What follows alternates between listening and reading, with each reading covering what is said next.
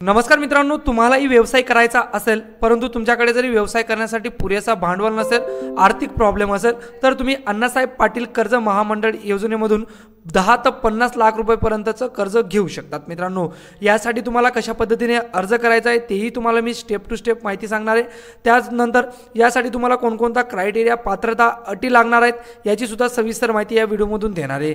त्यासाठी हा व्हिडिओ शेवटपर्यंत बघत राहा मित्रांनो, आणि जरी चॅनलवर नवीन असाल तर चॅनल देखील सबस्क्राइब करून ठेवा। मित्रांनो, अनेक असे तरुण असतात ज्यांना आपला स्वतःचा व्यवसाय करायचा असतो।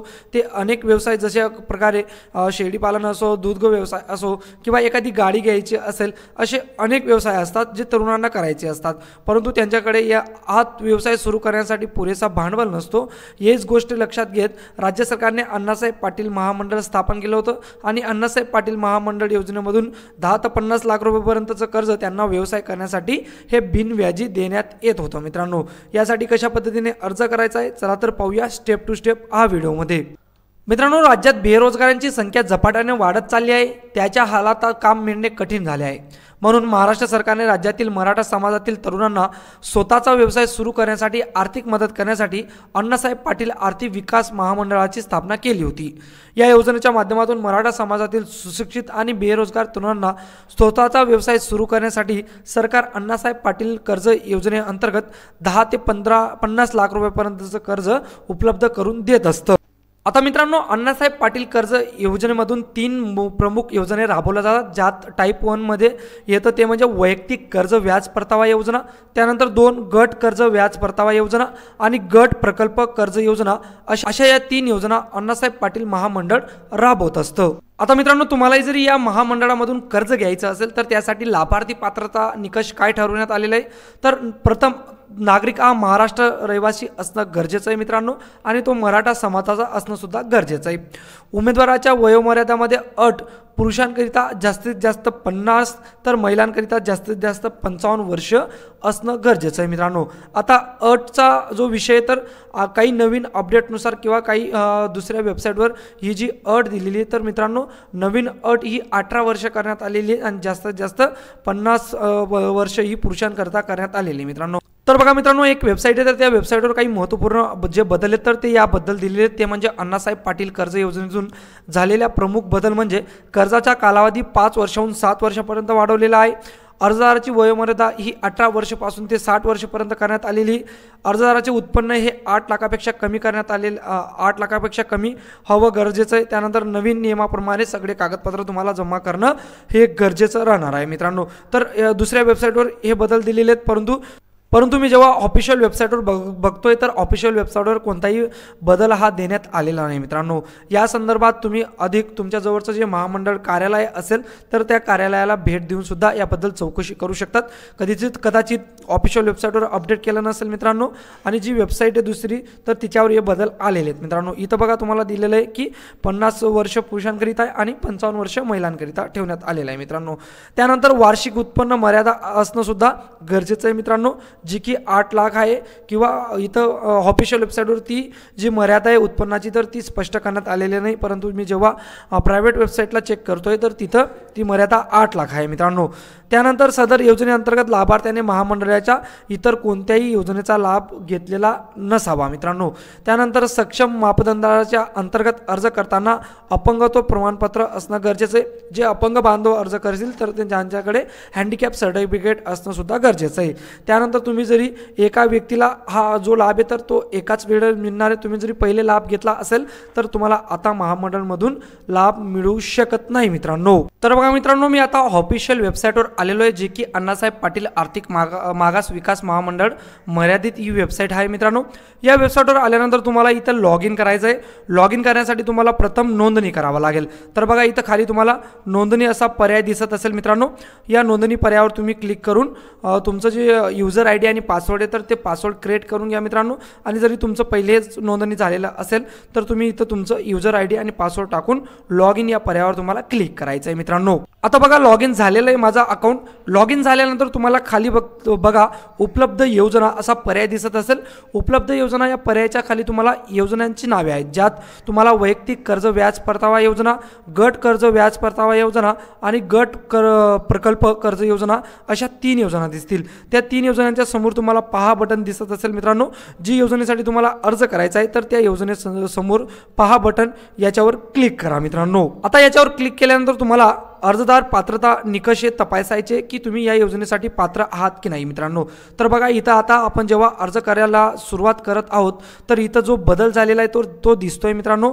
महाराष्ट्राचे रहिवासी असणं गरजेचं आहे. त्यानंतर अर्जदाराचे वय एक किमान 18 ते 45 दरम्यान असणं गरजेचं आहे तुम्हाला व्याज परतावा योजनेसाठी जरी अर्ज करायचा असेल तर मित्रांनो.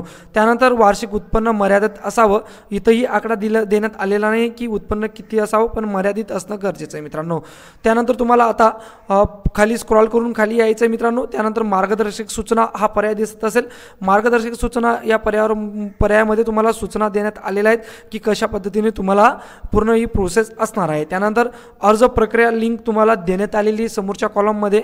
त्यानंतर कर्जासाठी अर्ज करा हा पर्याय दिसत असेल तर त्याच्यावर क्लिक करा आणि तुमचा जो डिस्ट्रिक्ट असेल तर तो डिस्ट्रिक्ट सिलेक्ट करून घ्या मित्रांनो. डिस्ट्रिक्ट सिलेक्ट केल्यानंतर अर्ज करा या पर्यायावर तुम्हाला क्लिक करायचं आहे. बघा अर्ज करा हा पर्याय दिसत असेल तुम्हाला तर त्या पर्यायावर तुम्हाला क्लिक करायचं आहे मित्रांनो. त्या पर्यायावर क्लिक केल्यानंतर तुमच्यासमोर एक नवीन विंडो उघडेल, ज्यात तुम्हाला जे बघा आता इथं उत्पन्न विचारण्यात येत आहे तुम्हाला की 8 लाखाच्या मर्यादित आहे का, तर येस म्हणा. तुमचं जरी उत्पन्न हे 8 लाखाच्या मर्यादितमध्ये असेल तर मित्रांनो येस म्हटल्यानंतर तुमच्यासमोर नवीन विंडो उघडेल, ज्यात तुम्हाला वैयक्तिक माहिती, त्यानंतर तुमचा निवासी तपशील, कर्ज तपशील आणि डॉक्युमेंट अपलोड करायचं आहे.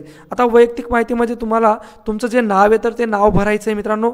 त्यानंतर अर्जदाराचं आडनाव तुम्हाला टाकायचं आहे, आधार क्रमांक तुम्हाला टाकायचं आहे, त्यानंतर तुमचं ईमेल ID टाकायचं आहे. त्यानंतर तुमचं जे अर्जदाराचे मधले नाव आहे तर ते तुम्हाला टाकायचं आहे, तुमची तारीख टाकायची, त्यानंतर तुमचा मोबाईल नंबर टाकायचा आहे आणि त्यानंतर तुमचं जेंडर हे सिलेक्ट करायचं आहे मित्रांनो. त्यानंतर निवासी तपशील याच्यावर क्लिक करा. निवासी तपशील याच्यावर क्लिक केल्यानंतर आता तुमचा जो ॲड्रेस असेल तर तो ॲड्रेस इथं फिलअप करायचा आहे तुम्हाला.